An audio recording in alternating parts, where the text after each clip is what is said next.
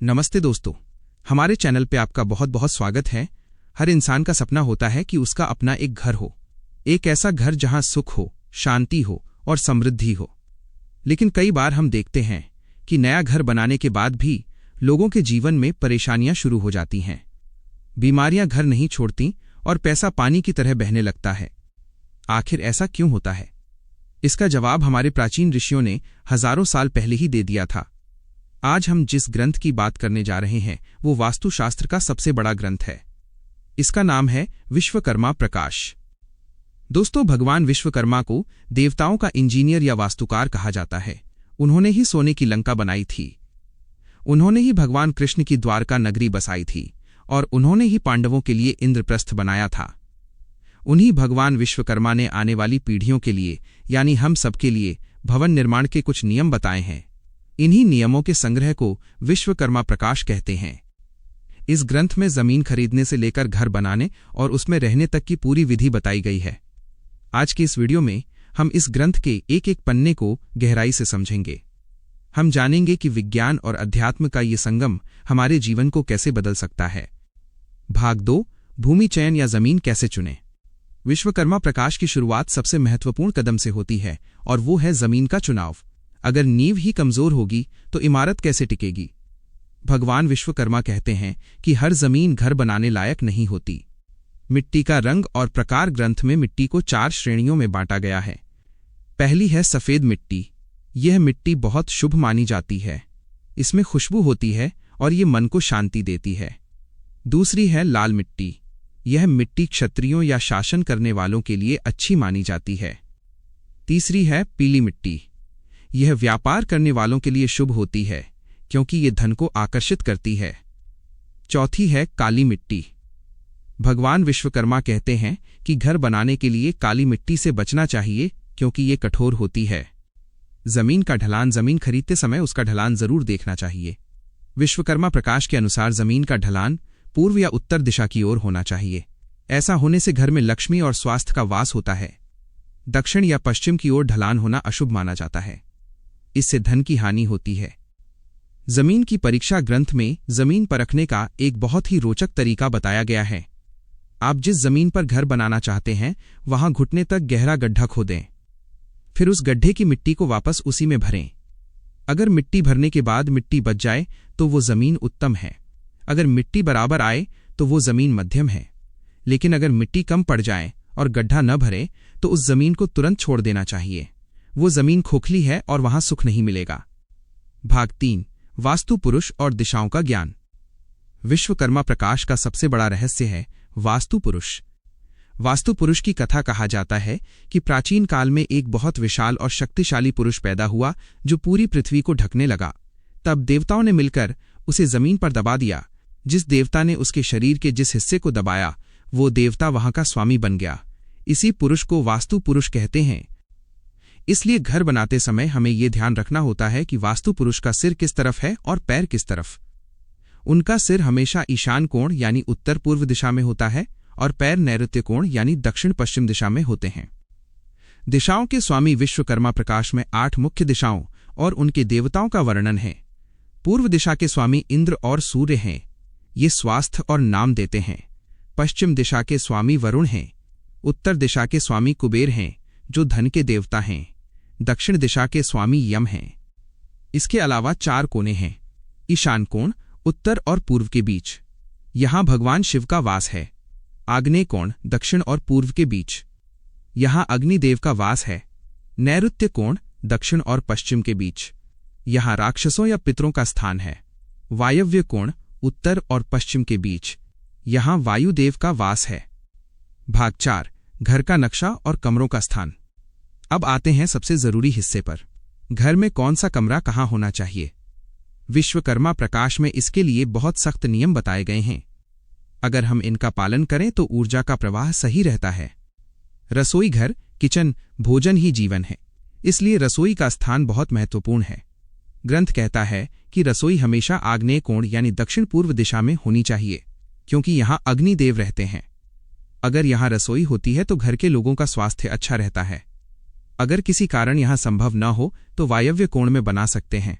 लेकिन ईशान कोण में रसोई कभी नहीं बनानी चाहिए। ये धन का नाश करती है। पूजा घर घर का सबसे पवित्र स्थान। भगवान विश्वकर्मा कहते हैं कि पूजा घर हमेशा ईशान कोण यानी उत्तर पूर्व में होना चाहिए।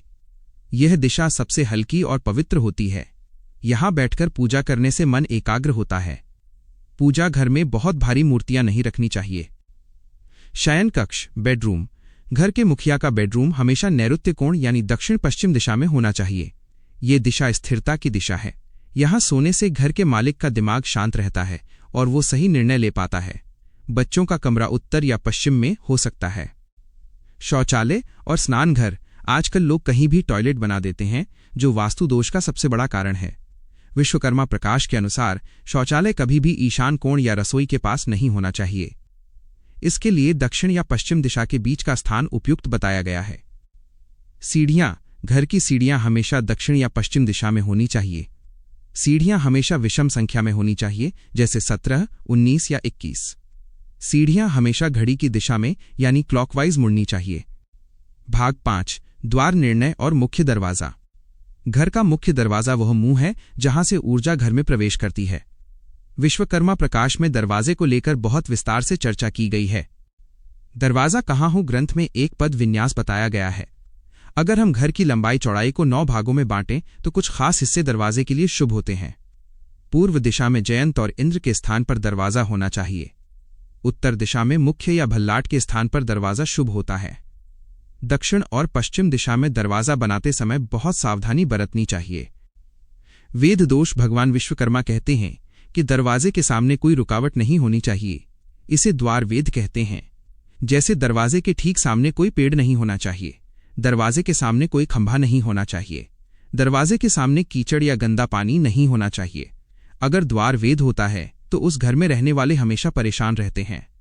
दरवाजे का आकार। मुख्य दरवाजा घर के बाकी दरवाजों से बड़ा और सुंदर होना चाहिए। वो टूटा फूटा नहीं होना चाहिए और खोलते समय उससे आवाज नहीं आनी चाहिए। आवाज करने वाला दरवाजा घर में कलह क्लेश लाता है। भाग 6 निर्माण का समय और मुहूर्त। घर बनाना केवल ईंट पत्थर जोड़ना नहीं है, यह एक यज्ञ के समान है। इसलिए विश्वकर्मा प्रकाश में समय का बहुत महत्व है। गृह आरंभ। घर बनाना कब शुरू करना चाहिए? ग्रंथ के अनुसार वैशाख, श्रावण, मार्गशीर्ष और फाल्गुन के महीने घर शुरू करने के लिए सबसे अच्छे होते हैं। चैत्र या ज्येष्ठ के महीने में घर बनाना शुरू नहीं करना चाहिए। शिलान्यास। नींव रखते समय विधि विधान से भूमि पूजन करना चाहिए। नींव में तांबे का कलश और पंचरत्न दबाना चाहिए। इससे पृथ्वी देवी प्रसन्न होती हैं और घर की नींव मजबूत होती है। भाग 7 घर की लंबाई, चौड़ाई और आय का गणित। विश्वकर्मा प्रकाश में घर के आकार को लेकर कुछ गणितीय सूत्र दिए गए हैं जिन्हें आय व्यय कहा जाता है। ये थोड़ा तकनीकी है, लेकिन इसे सरल भाषा में समझते हैं। जब हम घर की लंबाई और चौड़ाई तय करते हैं तो हमें ये देखना होता है कि उस घर की आय यानी इनकम ज्यादा हो और व्यय यानी खर्च कम हो। इसके लिए भगवान विश्वकर्मा ने कुछ गुणा भाग बताए हैं। ध्वज आय ये सबसे शुभ मानी जाती है। अगर गणित करने पर शेष एक बचता है तो उसे ध्वज आय कहते हैं। ऐसे घर में रहने वालों का सम्मान बढ़ता है। धूम्र आय और श्वान आय ये अशुभ माने जाते हैं। ऐसे नाप का घर बनाने से बचना चाहिए जहां कलह और बीमारी का वास हो। सीधा नियम यह है कि घर हमेशा चौकोर या आयताकार होना चाहिए। टेढ़ा मेढ़ा, तिकोना या गोल घर रहने के लिए अच्छा नहीं माना जाता। भाग 8 जल स्थान और कूप निर्माण। पानी का स्थान भी बहुत महत्वपूर्ण है। विश्वकर्मा प्रकाश के अनुसार पानी का टैंक, कुआं या बोरिंग हमेशा ईशान कोण यानी उत्तर पूर्व दिशा में होना चाहिए। ये दिशा जल की दिशा है। अग्नि कोण यानी दक्षिण पूर्व में कभी पानी का स्थान नहीं बनाना चाहिए। आग और पानी का बैर है। अगर यहां पानी होगा तो घर में दुर्घटनाएं और बच्चों को कष्ट हो सकता है। नैऋत्य कोण में पानी का टैंक बनाना मौत को दावत देने जैसा है। भाग 9 वृक्षारोपण और बगीचा। घर के आसपास कौन से पेड़ लगाने चाहिए इसका भी वर्णन ग्रंथ में है। घर के दक्षिण दिशा में ऊंचे और भारी पेड़ लगाने चाहिए। घर के उत्तर और पूर्व दिशा में छोटे पौधे और फूलों वाली झाड़ियां लगानी चाहिए। दूध वाले पेड़, कांटेदार पेड़ जैसे कैक्टस घर के पास नहीं लगाने चाहिए। तुलसी का पौधा, बेल और केले का पेड़ घर के लिए बहुत शुभ माने जाते हैं। भाग 10 गृह प्रवेश और वास्तु शांति। जब घर बनकर तैयार हो जाए तो उसमें रहने जाने से पहले गृह प्रवेश जरूर करना चाहिए। वास्तु शांति पूजा घर बनाते समय जाने अनजाने कई जीवों की हत्या हो जाती है और जमीन खोदी जाती है। इस दोष को दूर करने के लिए वास्तु शांति पूजा की जाती है। इसमें वास्तु पुरुष की पूजा होती है। पहला प्रवेश। गृह प्रवेश हमेशा दिन के समय शुभ मुहूर्त में करना चाहिए। घर में प्रवेश करते समय पति पत्नी को साथ होना चाहिए। सबसे पहले गौ माता यानी गाय को घर में प्रवेश कराना बहुत शुभ माना जाता है। भाग 11। पुराने घरों के लिए उपाय। कई लोग पूछते हैं कि हम तो बने बनाए फ्लैट में रहते हैं या हमारा घर पुराना है तो हम क्या करें। विश्वकर्मा प्रकाश इसका भी समाधान देता है। अगर गलत दिशा में टॉयलेट या किचन बन गया है तो तोड़फोड़ करने की जरूरत नहीं है। आप रंगों और यंत्रों के माध्यम से उसे ठीक कर सकते हैं। जैसे अगर दक्षिण पूर्व में पानी है तो वहां लाल रंग का बल्ब लगा दें या थोड़ा लाल रंग कर दें। घर में नियमित रूप से नमक के पानी का पोंछा लगाने से नेगेटिव एनर्जी खत्म होती है। घर के मुख्य द्वार पर स्वास्तिक और ओम का चिन्ह बनाना चाहिए। भाग 12। आज के जमाने में विश्वकर्मा प्रकाश। दोस्तों, आज हम अपार्टमेंट कल्चर में जी रहे हैं। 100% वास्तु का पालन करना मुश्किल है, लेकिन विश्वकर्मा प्रकाश का मूल सिद्धांत है संतुलन। हवा और रोशनी ग्रंथ कहता है कि जिस घर में सूरज की रोशनी और ताजी हवा नहीं आती वो घर नरक समान है। इसलिए बड़ी खिड़कियां पूर्व और उत्तर दिशा में होनी चाहिए। ब्रह्मस्थान घर का एकदम बीच का हिस्सा ब्रह्मस्थान कहलाता है। पुराने जमाने में यहां आंगन होता था। आज के जमाने में हमें कोशिश करनी चाहिए कि घर के बीच का हिस्सा खाली रखें। वहां कोई भारी सोफा या खंभा न हो। निष्कर्ष और सारांश। तो दोस्तों, ये था भगवान विश्वकर्मा द्वारा रचित विश्वकर्मा प्रकाश का एक विस्तृत सार। यह ग्रंथ हमें सिखाता है कि हम प्रकृति के खिलाफ नहीं बल्कि प्रकृति के साथ मिलकर रहें। घर केवल ईंट गारे का ढांचा नहीं है, वो एक जीवित ऊर्जा है। जब हम दिशाओं का सम्मान करते हैं तो दिशाएं हमारी रक्षा करती हैं। याद रखें कि अगर आपका आचरण अच्छा नहीं है तो दुनिया का कोई भी वास्तु आपको सुखी नहीं कर सकता। विश्वकर्मा प्रकाश भी यही कहता है कि घर के वास्तु के साथ साथ मन का वास्तु भी सही होना चाहिए। बड़ों का आदर करें, साफ सफाई रखें और धर्म के रास्ते पर चलें। मैं आशा करता हूं कि आपको यह जानकारी पसंद आई होगी। भगवान विश्वकर्मा की कृपा आप सब पर बनी रहे और आपका घर हमेशा खुशियों से भरा रहे।